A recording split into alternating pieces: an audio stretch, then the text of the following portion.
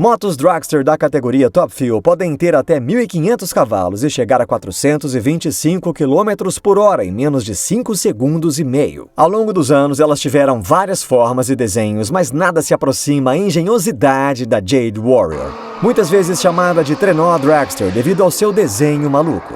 Ela dominou quando competia, mas é um projeto que não foi copiado desde então. Então, como ela funcionava realmente? Por que era tão dominante e ninguém a copiou em seguida? Tudo isso agora. Bem-vindo de volta ao Driver 61 e a mais um vídeo em nossa incrível série Motorsport, em que olhamos algumas das engenhocas mais malucas que já competiram e celebramos os inovadores por trás delas. A Jade Warrior participava da categoria Top Fuel competindo contra motos como essa. As motos dragster chegavam a 250 km por hora no fim da arrancada, e muitas vezes usavam dois motores, um na frente do outro. Essas motos produziam uma enorme potência de 400 ou 500 cavalos e tinham desenhos especiais de chassi alongado para suportar as forças. Atualmente, as motos de dragster são assim, com Larry McBride estabelecendo o recorde de 5 segundos e 83 para completar 1/8 de milha, ou seja, uma velocidade máxima de 373 km por hora antes da abertura dos paraquedas. Essas motos têm os mesmos princípios dos dragsters Top Fuel de 4 rodas do nosso último vídeo sobre pneus para dragsters. Os motores têm coletores abertos, que produzem nada menos que 450 kg de downforce por conta própria. Ao invés de silenciosos para frear os gases de escapamento e reduzir o ruído, esses motores têm coletores abertos para eliminar os gases de escapamento rapidamente, o que por sua vez provoca um aumento na potência. Além disso, há outro benefício. O volume e a velocidade dos gases sendo lançados no ar literalmente empurra os pneus traseiros em direção ao solo, elevando a aderência de forma significativa e, com isso, a aceleração na linha de partida. As motos também usam um pneu semelhante ao dos carros dragster Top Fuel, em que o pneu realmente dobra e se agacha sob a aceleração inicial, antes de inchar para alcançar uma velocidade máxima mais alta. Isso significa que as motos não precisam de caixas de câmbio, já que a mudança do diâmetro do pneu faz esse trabalho. Essas coisas aceleram tão rápido que os pilotos comparam a sensação a pular em um trem que trafega em velocidade máxima. Essas motos aceleram a 160 km por hora em bem menos que um segundo. No começo dos anos 80, o entendimento sobre a aerodinâmica se tornava maior e as motos dragster começavam a usar carenagens para reduzir a resistência ao ar. E como nós vimos em várias áreas do esporte motor, isso proporcionou visuais incríveis. Mas, na verdade, ninguém imaginou um design tão radical quanto Angus MacPhail e sua Jade Warrior. Ele desenhou o que pode ser descrito como um trenó, um projeto de ponta cabeça com a ideia de reduzir o arrasto ao absolutamente mínimo.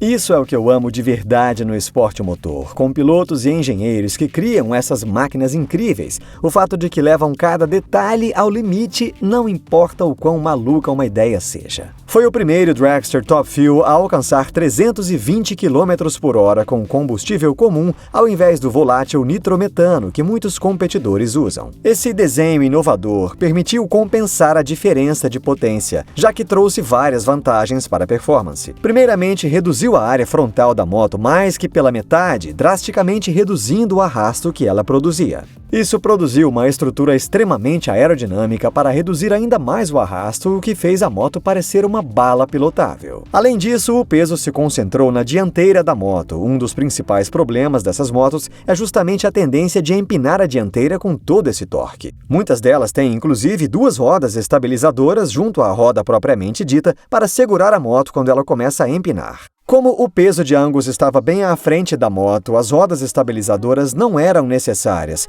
o que proporcionou a diminuição do peso e um aumento na eficiência aerodinâmica. Incrivelmente, esse chassi longo e baixo ajudou a moto a usar o efeito solo para criar downforce, mesmo quando ela estava parada. Falo mais sobre isso adiante. Então, como funcionava? Ela usava um motor 4 cilindros em linha fabricado pela Ford Cosworth. Contudo, Angus modificou bastante o motor, com um cárter customizado e um bloco que ele mesmo fundiu. Essas modificações levaram o motor 2 litros a algo como 500 cavalos. Angus havia trabalhado na de Havilland, conhecida fabricante de aviões, e na Ford, onde trabalhou no projeto GT40, que, como sabemos, é um dos mais icônicos carros de corrida já produzidos.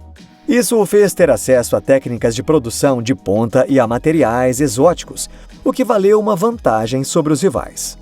McPhail equipou o motor com um poderoso compressor e um conversor de torque para acionar a roda traseira, algo que você encontraria no câmbio automático de um carro de rua tradicional, não nas embreagens de competição de outros dragsters top fuel daquele tempo.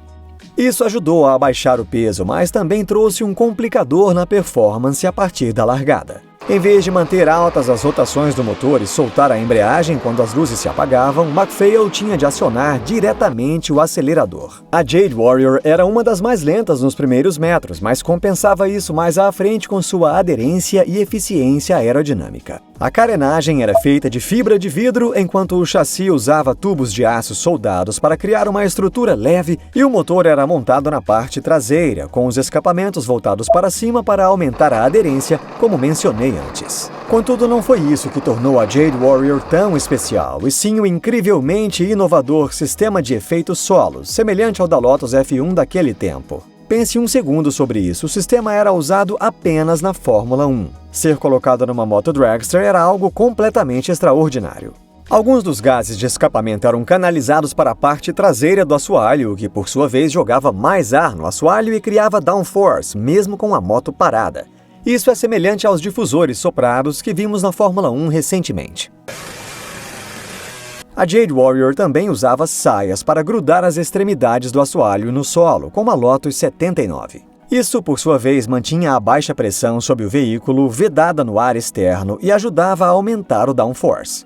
Isso resultava em um nível incrível de aderência desde a largada e ajudava a moto a alcançar 320 km/h.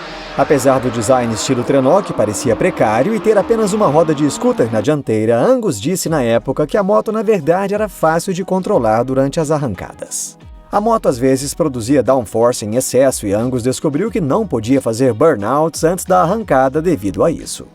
Como grande inovador que era, ele montou uma válvula que permitia desativar o sistema, e isso, por sua vez, possibilitava que ele derrapasse a roda traseira, criando algum grip. Toda essa engenharia fez de Angus o primeiro inglês a completar o quarto de milha em menos de 9 segundos, e a Jade Warrior ainda é reconhecido como uma das mais inovadoras motos de todos os tempos. Infelizmente, ela não venceu campeonatos mundiais devido à maior potência das motos com nitrometano, mas certamente fez muito mais do que se imaginava. Se você está gostando desse vídeo, se inscreva no canal para ter acesso a muito mais do esporte motor. Então, por que ninguém copiou esse design diferente? Bom, logo após a chegada da Jade Warrior, o nitrometano se tornou muito mais usado. Isso significa que os motores das motos de dragster produziam mais de 1000 cavalos e tinham muito mais torque, o que por sua vez exige muito mais resistência do chassi para evitar que ele se parta ao meio. Mesmo com os 500 cavalos de seu motor, McPhail disse que sentia o chassi se flexionando no começo das arrancadas. Então você imagina que o chassi estivesse no limite e qualquer potência a mais causaria uma falha. Se você gostou, confira esse outro sobre os pneus de dragsters clicando aqui, ou veja esse outro vídeo que você vai adorar. E não se esqueça de se inscrever para mais assuntos incríveis do esporte motor. Eu vejo você na próxima.